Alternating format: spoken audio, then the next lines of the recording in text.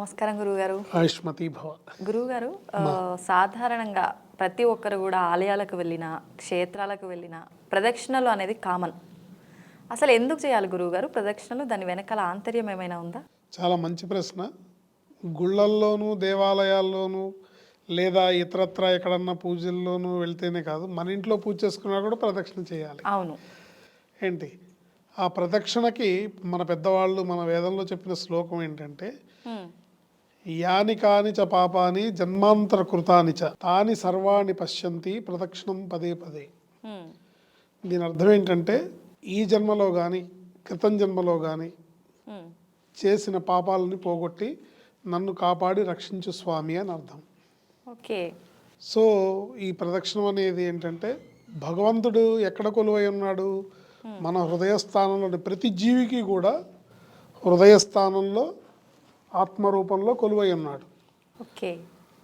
ఎట్లా అయితే భూమి తన చుట్టూ తాను తిరుగుతూ సూర్యుడి చుట్టూ తిరుగుతుందంటారో, అలా మనం కూడా మన చుట్టూ మనలో ఉన్న పరమాత్మ చుట్టూ తిరుగుతూ భగవంతుడి చుట్టూ తిరిగిందని అర్థం వస్తుంది ప్రదక్షిణం. సో అక్కడ మనం భగవంతుడికి ఏం చెప్తున్నామంటే, స్వామి అన్ని దిక్కుల్లోనూ నేను నిన్నే అనుసరిస్తున్నాను, నీ కనుసనల్లోనే నేను మెలుగుతున్నాను, నువ్వు చెప్పిన బాటలోనే నడుస్తున్నాను, నన్ను రక్షించి కాపాడు స్వామి అని అర్థం.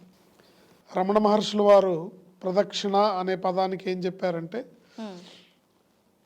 అనే పదానికి అర్థం ఏం చెప్పారంటే, గత జన్మలో చేసిన పాపాలు కానీ పూర్వజన్మలో చేసిన పాపాలు, ఈ జన్మలో చేసిన పాపాలు ఏమున్నా సరే, నా అకౌంట్లో ఏమేం పాపాలు ఉన్నాయో వాటన్నిటినీ నశింపజేయి తండ్రి అని అర్థం.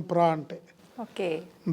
అంటే ఈ పాపాలన్నీ పోగొట్టి నేను కోరుకున్న కోరికలన్నీ, నాకున్న కోరికలన్నీ, నేను కోరిన కోరికలన్నీ తీర్చు స్వామి అని అర్థం.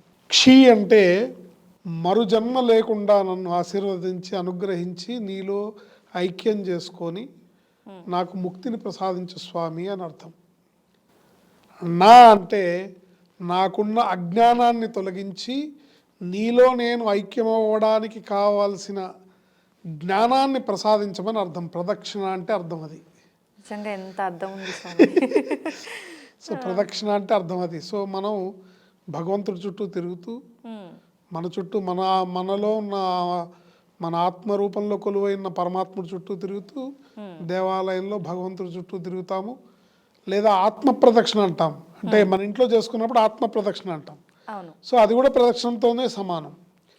అప్పుడు ఎవరికి ఇప్పు చేస్తున్నాం? మనం ఇక్కడ ఉన్న పరమాత్ముడికి, మనలో ఉన్న జ్యోతి రూపంలో వెలుగుతున్న పరమాత్మకి, ఆత్మరూపంలో ఉన్న పరమాత్మకి మనం ప్రదక్షిణం చేస్తున్నాం. కనుక ప్రదక్షిణలో అర్థం ఇది. ఈ ప్రదక్షిణ చేయడం వల్ల స్వామిని వేడుకుంటున్నాను, నాయన నీ చుట్టే తిరుగుతున్నాను, నీ దగ్గరే ఉన్నాను, నేను నీ వాడిని, నీ పాదాల చెంతే ఉన్నాను, అష్టదిక్కుల్లోనూ నేను నిన్నే అనుసరిస్తున్నాను, నిన్ను దాటి నేను ఎక్కడికి వెళ్ళట్లేదు, నిన్ను మీరి నేను ఏ పని చేయను, నీ పరిధులు దాటి నువ్వు చెప్పిన విధానం కాకుండా నేను ఏ విధంగానూ జీవించను అని ప్రదక్షిణ చేస్తున్నాను. అంటే తర్వాత జరిగే వేరుగా బయటకు వచ్చి వేరే చేస్తున్నారనుకోండి, అది వేరే విషయం. కానీ అంతరార్థం మటుకు భగవంతుని చుట్టూ తిరగడం, ప్రదక్షిణలు చేయడం వల్ల భగవంతుడిని ప్రార్థించడం, గత జన్మలో చేసిన పాపాలతో పాటుగా ఈ జన్మలో చేసిన పాపాలన్నింటినీ తొలగించి, ఈ జన్మలో నాకు కావాల్సిన ధర్మార్థ కామ్య మోక్షాలకు కావాల్సిన కోరికలన్నీ నెరవేర్చి, ధర్మబద్ధంగా నా కోరికలన్నీ నెరవేర్చి, ఎందుకంటే సంసార జీవితంలో ఉన్నాం, మన కోరికలు నెరవేరాలి కదా. సో ధర్మబద్ధమైన నా కోరికలన్నీ నెరవేర్చి మరు జన్మ అనే ఇక్కట్లు లేకుండా, అంటే మళ్ళీ నెక్స్ట్ జన్మలో, ఈ జన్మలో చేసిన పనులకి నెక్స్ట్ జన్మలో ఏమై పుడతామో తెలియదు. సో మరు జన్మ అనేది నాకు లేకుండా నీలో ఐక్యం చేసుకొని మోక్షాన్ని ప్రసాదించు తండ్రి అని. అలాగే అంటే అందుకు కావాల్సిన జ్ఞానాన్ని, నాలోని అజ్ఞానాన్ని తొలగించి నిన్ను చేరుకునే జ్ఞానాన్ని నాకు ప్రసాదించమని భగవంతుణ్ణి మనం వేడుకోవడమే ప్రదక్షిణలో ఉన్న పరమార్థం. ఓకే. ఇంత ఆంతర్యం ఉంది కదా స్వామి, మరి ఈ ప్రదక్షిణ చేసే విధానం అనేది ఒక్కొక్కరు ఒక్కో రకంగా చేస్తూ ఉంటారు. అవునమ్మా. అసలు ఏ విధంగా ఉండాలి స్వామి ఈ ప్రదక్షిణ విధానం అనేది? భక్తిపూర్వకంగా ఉండాలి. స్వామి దగ్గర మనం ఉమ్, ఏంటి ఆయన దాసుడిగా ఉండాలి. ఓకే. ఏంటి దండం పెడుతూ చక్కగా మన ఆత్మరూపంలో ఉన్న పరమేశ్వరుడికి దండం పెడుతూ నమస్కార ముద్రతో ప్రదక్షిణం చేయాలి. కానీ ఇవాళ రేపు చాలామంది ప్రదక్షిణ అనగానే వాకింగ్ చేసినట్టు చేస్తారు. రెండు చేతులు ఊపుకుంటూ అవును. ఏంటి అలా చేస్తారు. అలా చేయడం వల్ల ప్రయోజనం లేదు. ఉమ్, ఈ శ్లోకాన్ని చదువుతూ స్వామిని భక్తిపూర్వకంగా నమస్కరిస్తూ ఆయన పాదాలనే శరణు వేడుతూ ఉమ్, ఆయన అనుగ్రహాన్ని ఆశిస్తూ మనం ప్రదక్షిణ చేయడం వల్ల మనకి ఆయన అనుగ్రహం లభించి ఆయన అనుగ్రహంతో మనం కోరుకున్న కోరికలన్నీ నెరవేరుతాయి, మనకున్న సమస్యలన్నీ తీరుతాయి, మన కష్టాలన్నీ గట్టెక్కుతాయి. ఉమ్. అయితే ప్రదక్షిణలు ఇప్పుడు అంటే మనము నవగ్రహాలకు చేసేటప్పుడు సంఖ్య, ఆలయాల్లో చేసేటప్పుడు అంటే శివుడు, హనుమంతుడు, ఇట్లా రకరకాల దేవుళ్ళు ఉన్నారు. ఒక్కొక్క దేవుడికి ఒక్కో రకంగా కౌంట్ ఉండాలి అని అంటుంటారు. అది నిజమేనా స్వామి? నిజమేనమ్మా. ఉమ్, ఒక్కొక్క దేవుడికి ఒక్కో రకంగా ఉండాలి, ఒక్కొక్క విధి విధానం ఉంది. ఆ విధి విధానం ప్రకారం చేయాలి. ఉమ్, ఏ దేవుడికైనా కనీసం 3 ప్రదక్షిణాలు కంపల్సరీ చేయాలి. ఉమ్, ఎందుకంటే ఆ 3 సంఖ్య మినిమం. ఉమ్, ఒక్క ప్రదక్షిణతో సరిపోదు, 3 ప్రదక్షిణాలు చేయాలి. ఎందుకంటే త్రికరణ శుద్ధిగా నేను నీ దాసుణ్ణి, ఉమ్, త్రికరణ శుద్ధిగా భగవంతుడా నీ పాదాలనే శరణు వేడుతున్నాను అని అంతరార్థం. సో 3 ప్రదక్షిణాలు మినిమం. 3 తర్వాత 5 చేయొచ్చు.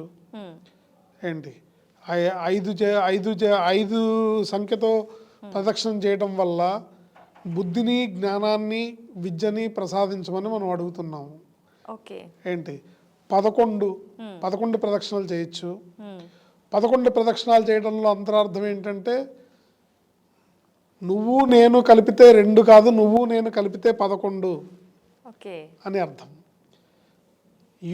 God plus you is equal to majority అంటారు.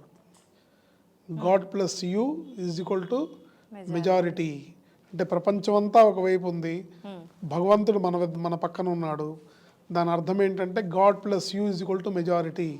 ఉమ్, ఇప్పుడు ప్రపంచం మొత్తం ఒకవైపు ఉంది, మన పక్కన భగవంతుడు ఉన్నాడు. ఎవరు బలవంతులు అంటే ఎవరి వైపు భగవంతుడు ఉన్నారో నా వైపు ఉంటే నేనే బలవంతుణ్ణి. ఉమ్, ఈ ప్రపంచంతో నాకు సంబంధం లేదు. ఈ ప్రపంచంలో ఎన్ని ఉండి ఏమి చేసుకో, నా పక్కన భగవంతుడు ఉంటే నన్ను మించిన బలవంతుడు లేడు.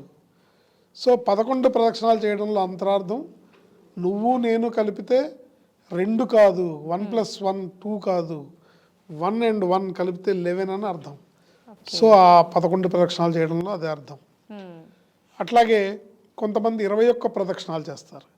21 ప్రదక్షిణాలు చేస్తే అర్థం ఏంటంటే స్వామి నాకు దినదినాభివృద్ధిని ప్రసాదించమని అర్థం. ఓకే. దినదినాభివృద్ధిని ప్రసాదించు, నేను చేస్తున్న పనుల్లో అభివృద్ధిని ప్రసాదించు, నా కుటుంబాన్ని వృద్ధిలోకి తీసుకురా అని అర్థం. అట్లాగే కొంతమంది 41 ప్రదక్షిణలు చేస్తారు. ఉమ్, 41 ప్రదక్షిణాలు చేస్తే అర్థం ఏంటంటే 41 ప్రదక్షిణాలు చేయడంలో అంతర్యం ఏంటంటే ఐశ్వర్యాన్ని ప్రసాదించు తండ్రి, నేను చేస్తున్న వృత్తి వ్యాపారాల్లో నాకు విజయాన్ని ప్రసాదించమని అర్థం. ఓకే. ఏంటి కొంతమంది 54 ప్రదక్షిణాలు చేస్తారు. 54 ప్రదక్షిణాలు చేయడం వల్ల అర్థం ఏంటంటే ఈ ప్రపంచాన్ని, ఈ మానవ జాతిని నడిపించేది, ఈ చరాచర జగత్తును నడిపించేది అంటే భగవంతుడి తరఫున పరిపాలనా విధి నిర్వహణం చేసేది నవగ్రహాలు. ఉమ్, ఈ నవగ్రహాల యొక్క అనుగ్రహాన్ని నాకు ప్రసాదించమని అర్థం 54 ప్రదక్షిణాలు చేస్తే. ఓకే. 108 ప్రదక్షిణాలు చేస్తాం. ఉమ్, 108 ప్రదక్షిణాలు చేయడంలో అర్థం ఏంటంటే మొత్తం సర్వే జనా సుఖినో భవంతు, నేను బాగుండాలి, నాతో పాటు అందరూ బాగుండాలి, అందరినీ చల్లగా చూడు, ఈ మానవాళ్ళందరినీ, ఈ చరాచర జగత్తుని, ఈ ప్రాణికోటిని అందరినీ చల్లగా చూడు భగవంతుడా అని అర్థం. ఎందుకంటే 108 అనే దానికి అర్థం ఏంటంటే మనకి 27 నక్షత్రాలు, ఎవరు పుట్టినా ఈ 27 నక్షత్రాల్లో పుట్టాలి. ఈ 27 నక్షత్రాలకి ఒక్కొక్క నక్షత్రానికి 4 పాదాలు, 27 × 4 108.